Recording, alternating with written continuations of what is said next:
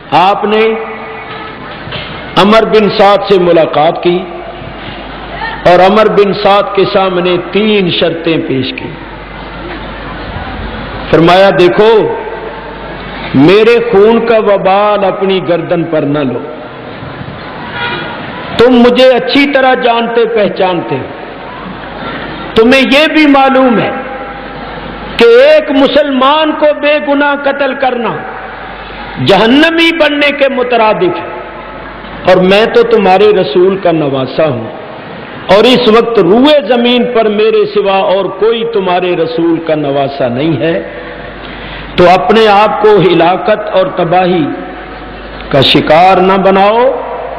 میں تمہارے سامنے 3 شرطیں پیش کرتا ہوں. ان تینوں میں سے کوئی ایک مان لو تاکہ تمہاری گردن پر میرے خون کا وبال نہ آئے. آپ نے 3 شرطیں پیش کی کہ یا تو مجھے واپس چلے جانے دو، جہاں سے میں آیا ہوں میں وہیں چلا جاتا ہوں. اگر واپس مکے نہیں جانے دیتے ہو تو مجھے کسی اور ملک کی طرف چلے جانے دو. مجھے اپنے ملک کی حدود سلطنت سے باہر نکال دو. میں کسی اور ملک میں جا کر اسلام کی تبلیغ کرتے ہوئے اپنی زندگی کے دن گزار لوں. اگر تم مجھے کسی اور ملک اور کسی سرحد کی طرف نہیں جانے دیتے ہو تو پھر مجھے سیدھا یزید کے پاس لے چلو. میں جانوں اور وہ جانے. میرے اور اس کے درمیان جو فیصلہ ہونا ہوگا وہ ہو جائے گا. آپ نے یہ 3 شرطیں پیش کی. عمر بن سعد خوش ہوا کہ یہ 3 شرطیں ایسی ہیں کہ ان میں سے کوئی ایک شرط ضرور مان لینی چاہیے. اس نے فوراً سپاہی دوڑائے اور ابن زیاد کے پاس یہ 3 شرطیں بھیجی اور ساتھ یہ بھی لکھا کہ میرا مشورہ بھی یہی ہے کہ ان 3 شرطوں میں سے کوئی ایک شرط مان لینی چاہیے تاکہ کشت و خون اور قتل و غارت نہ ہو. جس وقت ابن زیاد کے پاس یہ شرطیں پہنچیں تو بدقسمتی سے اس وقت اس کے پاس شمر ذل جوشن بیٹھا ہوا تھا. عمر بن سعد کی بھیجی ہوئی شرطوں کے متعلق ابن زیاد نے شمر سے مشورہ کیا. شمر نے کہا اے امیر سنو میں تمہیں بتاؤں، حسین اب بھاگنے کی کوشش کر رہے ہیں کیونکہ ہمارے پنجوں نے اس کو جکڑ لیا ہے. اب وہ پھنس گیا ہے. اب کوئی راہ فرار نہیں رہی، کوئی بھاگنے اور نکلنے کا موقع اس کے واسطے نہیں رہا. تو وہ ایک چال چل رہا ہے، چاہتا ہے کہ اس وقت میں ان کے شکنجے سے اور ان کے پنجے سے آزاد ہو جاؤں. اگر تو نے اس موقع کو کھو دیا اور حسین کو اجازت دے دی تو پھر اس پر قابو پانا بڑا مشکل ہو جائے گا. اب تو ہمارے پنجوں نے اس کو جکڑا ہوا ہے، اس واسطے اس کو بالکل مہلت نہیں دینی چاہیے اور اس کی کوئی بھی شرط منظور نہیں کرنی چاہیے. شمر نے کہا میں سمجھتا ہوں کہ یہ ساری شرارت عمر بن سعد کی ہے، وہ حسین کو قتل نہیں کرنا چاہتا. تو ایسا کرو کہ عمر بن سعد کو معزول کر دو، اس کی جگہ مجھے گورنر بنا دو تہران کا اور یہ مہم بھی میرے سپرد کر دو. میں تمہیں یہ مہم فوراً سر کر کے دکھاتا ہوں. مجھے بھیجو اور عمر بن سعد کو خط لکھو کہ یا تو حسین کو فوراً قتل کرو یا پھر گورنری کا کاغذ جو ہے وہ واپس کر دو اور تم ہٹ جاؤ اور اپنا یہ عہدہ اور اپنی یہ ذمہ داری شمر کے سپرد کر دو. ابن زیاد بھی شمر کی باتوں میں آ گیا. پہلے بھی اس کا ارادہ مضبوط تھا اور مضبوط ہو گیا اور اس نے عمر بن سعد کو لکھ دیا اور خط دے کر شمر کو بھیجا. اس نے لکھا تھا کہ میں نے تمہیں اس واسطے نہیں بھیجا کہ تم ہمارے اور حسین کے درمیان صلح کی صورتیں سوچو یا صلح کی تجویزیں پیش کرو. بس میرا یہ آخری حکم ہے کہ حسین کو مہلت نہ دو. اگر وہ میرے ہاتھ پر آ کر بیعت کرے اور پھر یزید کے ہاتھ پر بیعت کرنے کے واسطے تیار ہو تو اس کو پکڑ لو، اس کو گرفتار کر لو، اور اگر وہ اس سے انکار کرے تو بس اس کو قتل کر دو، اس کو زیادہ مہلت نہ دو. کہیں ایسا نہ ہو کہ اس کی مدد کے لیے کسی طرف سے کوئی فوج یا لشکر آ جائے اور لینے کے دینے پڑ جائے. اور اگر تم اس کام کے واسطے تیار نہیں ہو تو تمہارے پاس جو تقرری کا کاغذ ہے وہ شمر کے حوالے کر دو، اور فوج کی کمان جو تمہارے پاس ہے وہ بھی شمر کے سپرد کر دو، اور تم سبکدوش ہو جاؤ، آزاد ہو جاؤ. پھر اس کام کو شمر کرے گا. شمر جب یہ خط لے کر پہنچا تو عمر بن سعد نے کہا بدبخت یہ سب تیری شرارت معلوم ہوتی ہے. میں نے تو چاہا تھا کہ کسی طرح ہم لوگ اس وبال سے بچ جائیں اور ہماری گردن پر اولاد رسول کے خون کا وبال نہ آئے، مگر اب میں تیری آنکھیں بھی ٹھنڈی نہیں کروں گا. رہ کی گورنری تجھے بھی نہیں لینے دوں گا. میں رہ کی گورنری کو نہیں چھوڑوں گا. میں اس مہم کو سر کروں گا. شمر ابن زیاد کی طرف سے یہ بھی پیغام لے کر آیا تھا کہ حسین اور نہر فرات کے درمیان حائل ہو جاؤ اور ان کو نہر فرات کی ایک بوند بھی نہ لینے دو. چنانچہ اس شمر کے آنے پر عمر بن سعد نے امام علی مقام کو واضح طور پر یہ کہہ دیا کہ بس اب دو ہی راستے ہیں، یا تو بیعت کرو یا لڑنے کے واسطے تیار ہو جاؤ. محرم کی 7 تاریخ کی صبح سے پانی بھی بند کر دیا گیا. نہر فرات پر 4000 افراد متعین کر دیے، اور ان کو عمر بن سعد نے یہ حکم دیا تھا کہ آل رسول میں سے، حسین کے رفقا میں سے کوئی پانی کی ایک بوند بھی لے جانے میں کامیاب نہ ہو. چنانچہ شاعر کہتا ہے حاکم کا حکم یہ تھا کہ پانی بشر پیئے، گھوڑے پیئے، اونٹ پیئے، اہل ہنر پیئے، سب پیئے، چرندو پرند پیئے، منع تم نہ کیجیو مگر ایک فاطمہ کے لال کو پانی نہ دیجیو. وہ نہر فرات جس کا پانی یہودی اور عیسائی، کافر و مشرک تلک پی رہے تھے، درندے اور چرندے پی رہے تھے، کتے اور بلے تک پی رہے تھے، اس نہر فرات کا پانی آل رسول پر بند کر دیا گیا. کس پر بند کر دیا گیا؟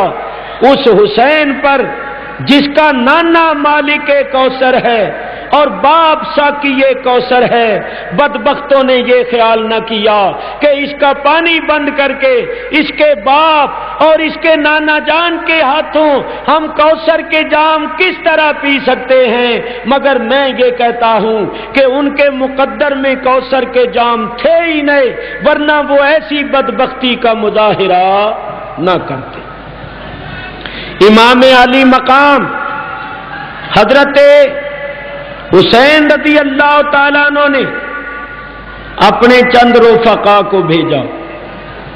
آپ کے رفقا یزیدیوں کے پاس گئے، عمر بن سعد سے ملے کہ کم از کم پانی تو بند نہ کرو، تم تو 22,000 ہو اور ہم تو لڑنے والے کل 72 ہیں، پانی پی کر بھی تمہارا مقابلہ نہیں کر سکتے، ہم پورا ساز و سامان جنگ بھی نہیں رکھتے، اور تم تو ہر قسم کے ساز و سامان کے ساتھ آئے ہو، پانی تو بند نہ کرو. اگر تمہیں ہمارا خیال نہیں تو رسول زادیوں کا خیال کرو، چھوٹے چھوٹے بچوں کا خیال کرو۔ پانی ایک ایسی چیز ہے جس کی ہر وقت ضرورت ہے، کہنے سننے پر بھی وہ بدبخت پانی دینے کے واسطے تیار نہ ہوئے۔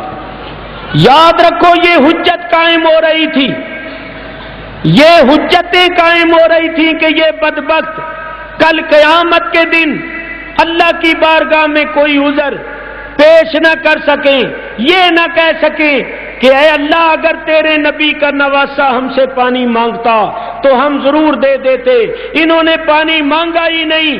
آپ نے حجت قائم کی تاکہ اللہ کے فرشتے لکھ لیں، اور کل قیامت کے دن جب اللہ کی بارگاہ میں یہ مقدمہ پیش ہو تو وہاں یہ بات بھی آ جائے کہ ان ظالموں نے مانگنے پر بھی پانی نہیں دیا۔ میرے بزرگوں اور دوستوں، مختصر یہ ہے کہ محرم کی 9 تاریخ آ گئی۔ یہاں میں ایک بات کرتا ہوں، امام علی مقام نے لشکر یزید کے سامنے ایک خطبہ دیا، اس خطبے کا ایک ایک حرف اس بات کی روشن دلیل ہے کہ امام علی مقام نے اتنی بڑی قربانی کس عظیم مقصد کے واسطے دی تھی۔ یزیدی لشکر کے سامنے فاطمہ الزہرا کی آنکھوں کا تارا، نبی کریم علیہ الصلوۃ والسلام کا جگر پارا، نبی کریم علیہ الصلوۃ والسلام کی جرأت اور شجاعت کا مظہر خطبہ ارشاد فرما رہا ہے۔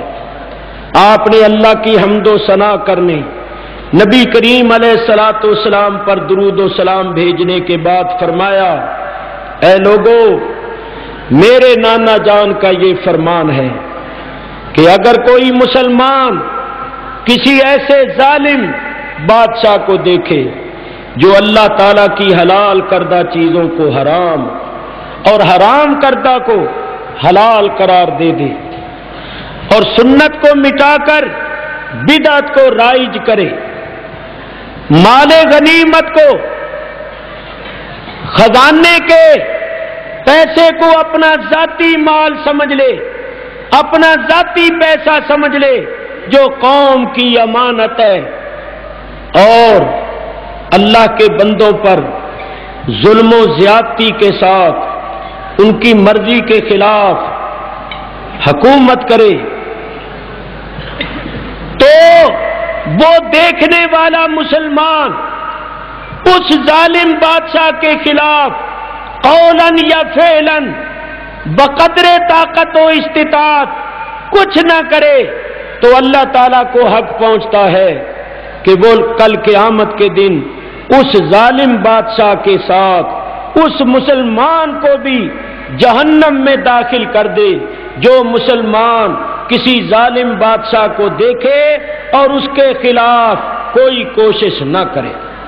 آپ نے فرمایا آگاہ ہو جاؤ، یزید نے اور اس کے ساتھیوں نے رحمان کی اطاعت کو چھوڑ دیا ہے، شیطان کی اطاعت اختیار کر لی ہے، سنت کو مٹا رہے ہیں، بدعت کو رائج کر رہے ہیں، اللہ تعالیٰ کی حلال کردہ چیزوں کو حرام اور حرام کردہ کو حلال ٹھہرا رہے ہیں، ظلم و زیادتی کے ساتھ لوگوں کی مرضی کے خلاف زبردستی حکومت کر رہے ہیں۔ میں بنسبت کسی اور کے زیادہ حق رکھتا ہوں کہ میدان عمل میں آؤں اور حق و صداقت کی آواز بلند کروں، کیونکہ جس دین کو مٹایا جا رہا ہے، جس دین کے نظام کو درہم برہم کیا جا رہا ہے، وہ دین میرے نانے کا دین ہے، یہ گلشن اسلام میرے نانے کا گلشن ہے اور میں اس کا محافظ ہوں۔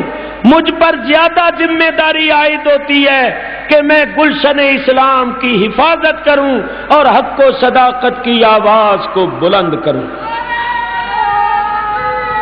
اللہ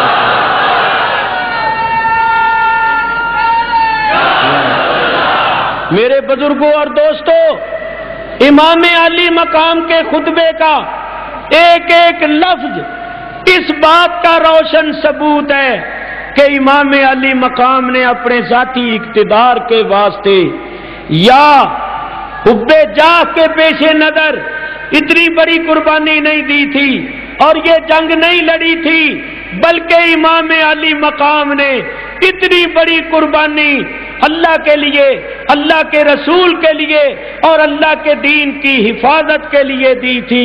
وہ گلشن اسلام کی حفاظت کر رہے تھے اور اپنے عمل سے یہ ثابت کر رہے تھے کہ جس گلشن اسلام کی آبیاری میرے نانے نے اپنے خون سے کی ہے، میں اس گلشن اسلام کو اپنے خون سے تازگی بخش دوں گا، مگر خدا کا شکار نہیں ہونے دوں گا۔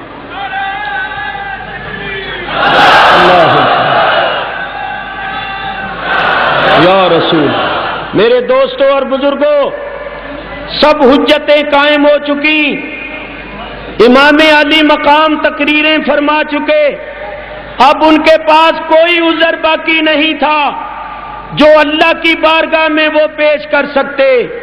محرم کی 9 تاریخ آ گئی، یزیدی لشکر میں نقارے بجنے لگے، یہ اعلان جنگ تھا۔ امام علی مقام نے اپنے چند رفقا کو بھیجا کہ جاؤ ان لوگوں سے کہو کہ مجھے 1 رات کی مہلت دے دو، ہمیں 1 رات کی مہلت دے دو، کل جو ان سے ہو سکے وہ کر لیں۔ امام کے رفقا گئے، یزیدیوں سے یہ کہا، انہوں نے اس بات کو منظور کر لیا اور 1 رات کی مہلت دے دی۔ یہ جمعے کی رات تھی۔ امام علی مقام نے عشاء کی نماز کے بعد اپنے رفقا کو جمع کیا اور جمع کر کے فرمایا، میرے عزیزو، میرے رفیقو، میں تم سب پر بہت خوش ہوں اور تمہیں خوشی سے اجازت دیتا ہوں، جہاں بھی تم سے ہو سکے تم چلے جاؤ۔ رات کی اس تاریکی میں تمہارے لیے جانا آسان ہے، کوئی بھی اپنے آپ کو میرے ساتھ رہنے پر مجبور نہ پائے، میں خوشی سے تمہیں اجازت دیتا ہوں، تم چلے جاؤ اور ان بچوں کو بھی ساتھ لے لو، یہ میرے خون کے پیاسے ہیں، میرے خون سے ان کی پیاس بجھ جائے گی۔ امام علی مقام نے اپنے رفقا کو جانے کی اجازت دی، مگر آپ کے رفقا میں سے کوئی ایک بھی جانے کے واسطے تیار نہ ہوا۔ سب نے کہا، اے فرزند رسول، اس مصیبت کے وقت آپ کا ساتھ چھوڑ جائیں اور آپ کو دشمن کے حوالے کر کے چلے جائیں تو کل قیامت کے دن رسول اللہ کو کیا منہ دکھائیں گے؟ رسول اللہ فرمائیں گے، تم نے مصیبت کے وقت میرے بیٹے کا ساتھ چھوڑ دیا، تم نے اپنی جانوں کو عزیز سمجھا اور میرے فرزند کو دشمن کے نرغے میں چھوڑ کر چلے گئے۔